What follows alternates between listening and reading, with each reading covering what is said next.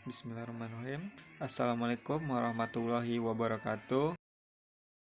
Perkenalkan, nama saya Ferdi Alfarabi, kelas 2F dari jurusan Teknik Informatika di Universitas Islam Riau, Pekanbaru. Di sini saya ingin membahas tentang fungsi khusus matematika diskrit. Oke, baiklah, mari kita mulai pembahasannya. Fungsi khusus. Ada beberapa fungsi khusus yang sering digunakan dalam ilmu komputer, yaitu yang pertama fungsi floor dan ceiling, yang kedua fungsi modulo, tiga fungsi faktorial, dan keempat fungsi eksponensial dan logaritmik. 1. Fungsi floor dan ceiling.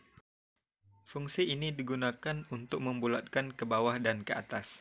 Misalnya, X adalah bilangan real, berarti X berada di antara dua bilangan bulat. Fungsi floor dari X dilambangkan dengan X hanya kurung siku ke bawah, sedangkan fungsi ceiling dari X dilambangkan dengan X kurung siku ke atas. Fungsi floor dari X. X floor menyatakan nilai bilangan bulat terbesar yang lebih kecil atau sama dengan X. Fungsi ceiling dari X. X ceiling menyatakan bilangan bulat kecil yang lebih besar atau sama dengan X. Dengan kata lain, fungsi floor membulatkan X ke bawah, sedangkan fungsi ceiling membulatkan ke atas. Contoh 1. Kita ambil angka 3,5. Apabila kita floorkan atau kita turunkan nilainya, maka hasilnya sama dengan 3. Dan apabila kita ceilingkan atau kita naikkan nilainya ke atas, maka hasilnya sama dengan 4. Dan begitu juga dengan 0,5. Kalau kita floorkan, maka hasilnya sama dengan 0. Kalau kita ceilingkan 0,5 sama dengan 1. Selanjutnya 4,8 kita floorkan, hasilnya sama dengan 4. Dan kalau kita ceilingkan 4,8 hasilnya sama dengan 5. Dan min 3,5 kita floorkan sama dengan min 4. Kalau kita ceilingkan min 3,5 hasilnya sama dengan min 3. Contoh kedua. Di dalam komputer, data dikodekan dalam untaian byte. 1 byte terdiri atas 8 bit. Jika panjang data 125 bit, maka jumlah byte yang diperlukan untuk merepresentasikan data adalah 125/8 atau kita ceilingkan sama dengan 16 byte. Perhatikanlah bahwa 16 dikali 8 sama dengan 128 bit. Sehingga untuk byte yang terakhir perlu ditambahkan 3 bit ekstra agar 1 byte tetap 8 bit. Bit ekstra yang ditambahkan untuk menggenapi 8 bit disebut dengan padding bits. Selanjutnya, fungsi khusus yang kedua yaitu fungsi modulo. Misalkan A adalah sembarang bilangan bulat dan M adalah bilangan bulat positif. Jadi, A modulo M memberikan sisa pembagian bilangan bulat bila A dibagi dengan M. Secara rincinya, A modulo M sama dengan R sedemikian sehingga A sama dengan M dikali Q ditambah R dengan 0 kurang dari sama dengan R kurang dari M. Contoh pertama dari fungsi modulo. Yang pertama, 15 modulo 4 sama dengan 3. Kenapa hasilnya bisa 3? Sebab 3 menyatakan sisa pembagian dari 15 dibagi 4. Selanjutnya, 8 modulo 0 sama dengan 0. Kenapa hasilnya bisa 0? Sebab 0 menyatakan 8 habis dibagi 2. Tidak ada sisa. Dan begitu selanjutnya.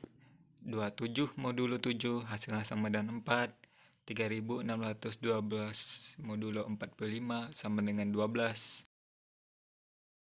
Dan min 25 modulo 7 sama dengan 3. Kenapa? Sebab min 25 sama dengan 7 dikali min 4 ditambah 3. Contoh kedua dari fungsi modulo. Misalkan f sebuah fungsi dari x sama dengan 0, 1, 2, 3, 4, ke x yang didefinisikan oleh fx sama dengan 4x modulo 5. Saya ambil contoh, tuliskan f sebagai himpunan pasangan terurut. Dan penyelesaiannya yaitu yang pertama, kita masukkan x sama dengan 0. F-nya 0, 4 dikali 0 modulo 5 sama dengan 0. Kenapa? Karena habis dibagi. Selanjutnya, apabila kita masukkan x sama dengan 1, F-nya 1, 4 dikali 1 modulo 5 sama dengan 4. Apabila kita masukkan x sama dengan 2, F-nya 2 sama dengan 4 dikali 2 modulo 5 sama dengan 3. Apabila kita masukkan x sama dengan 3, F-nya 3 sama dengan 4 dikali 3 modulo 5 sama dengan 2. Apabila kita masukkan x sama dengan 4, F-nya 4 sama dengan 4 dikali 4 modulo 5 sama dengan 1. Jadi, himpunan pasangan terurut F adalah F sama dengan 0,0, 1, 4, 2, dan 3, 3 dan 2, dan juga 4 dan 1. Selanjutnya, fungsi khusus yang ketiga, yaitu fungsi faktorial. Untuk sembarang bilangan bulat tidak negatif n, dilambangkan dengan bilangan n tanda seru. Definisinya, apabila n faktorialnya 0, ya hasilnya 1. Dan kalau apabila lebih dari 0, kita memakai rumus ini. Contoh dari fungsi faktorial. Yang pertama, apabila faktorial 0, hasilnya sama dengan 1. Apabila faktorialnya 1, hasilnya sama dengan 1. Dan apabila faktorialnya 4, sama dengan 1 dikali 2, dikali 3, dikali 4, sama dengan 24. Dan begitu juga apabila faktorialnya 5, sama dengan 1 dikali 2, dikali 3, dikali 4, dikali 5, hasilnya sama dengan 120. Dan seterusnya. Oke, selanjutnya fungsi khusus yang keempat, yaitu fungsi eksponensial dan logaritmik. Fungsi eksponensial berbentuk apabila a pangkat n. Apabila n-nya 0, hasilnya sama dengan 1. Dan apabila n-nya lebih dari 1, kita memakai rumus yang ini. Untuk nilai n negatif, apabila eksponensialnya negatif, maka kita memakai rumus yang ini. Rumusnya, a pangkat minus n sama dengan 1 per a pangkat n. Selanjutnya, fungsi logaritmik. Fungsi logaritmik berbentuk y sama dengan a log x, di mana x sama dengan a pangkat y. Contoh dari fungsi eksponensial dan logaritmik. Contoh pertama dari fungsi eksponensial yaitu 4 pangkat 3 sama dengan 4 dikali 4 dikali 4, hasilnya sama dengan 64. Yang kedua yaitu 4 pangkat min 3 sama dengan 1 per 4 dikali 4 dikali 4, hasilnya sama dengan 1 per 64. Selanjutnya, untuk contoh dari fungsi logaritmik. Pertama, 4 log 64 sama dengan 3. Kenapa 3? Karena 64 sama dengan 4 pangkat 3. Yang kedua, floor 2 log 1000 sama dengan 9. Kenapa 9?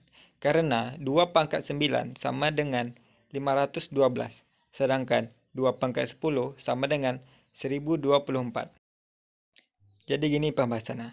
Kan di soal itu tertulis floor. Karena kita floor, makanya kita ambil yang 2 pangkat 9. Kalau soalnya itu disailingkan, maka kita ambil yang 2 pangkat 10. Nah gitu kan, kalau floor itu kan dan nilainya kan turun ke bawah. Kalau sailing itu nilainya itu naik ke atas gitu. Baiklah, Itulah pembahasan saya tentang fungsi khusus. Demikianlah pembahasan saya. Apabila ada kesalahan, mohon dimaafkan, karena kesalahan datangnya dari diri saya sendiri, dan kesempurnaan hanyalah milik Allah Subhanahu wa Ta'ala. Saya lagi dulu, guys. Jangan lupa like, comment, and subscribe.